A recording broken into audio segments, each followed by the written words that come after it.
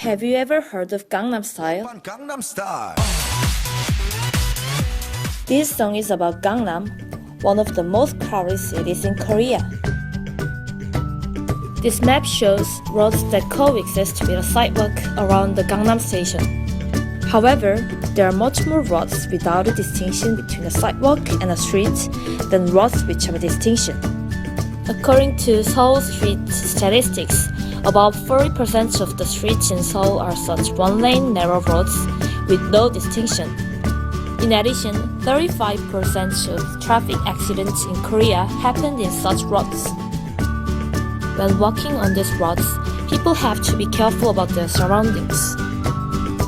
Do you know how people recognize an approaching object when they walk along a road? By image and by sound. From these two senses, they can avoid objects approaching them. What do you think happens if you are visually impaired? You have to rely on one sense, hearing. Then, what if your hearing is impaired? Have you ever thought about that before?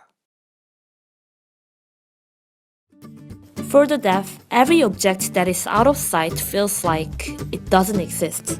Therefore, they have to turn around periodically, trying to acquire every surrounding information only from the sense of sight. It seems tedious and bothersome. Let's see the methodology overview of our research. It is composed of 4 steps. First, group interview. We did a group interview with 2 deaf people in Pohang Association of the Deaf. This was for finding the needs of hearing impaired people. One of the problems they gave was about cars, so we decided to focus on making a product that can sense cars approaching from behind. Second, we asked various questions to 6 hearing impaired students through an online survey to get feedback for the concept design and then change the design. Third, with the revised concept design, we proceeded a group interview with 6 deaf students in Daegu University. From the results of the interview, we made a final prototype called LaneMate. Finally, we proceeded user testing for the prototype. LaneMate has 2 parts, the car detecting part and the feedback part. The car detecting part was inspired by iPod Shuffle, which can be hung on anywhere. The feedback part was inspired by the wearable smart band, which is worn on the wrist. Let me talk about details of the operation. When the car detecting part detects a car, then vibration is made from the feedback part. There are 2 conditions to detect a car.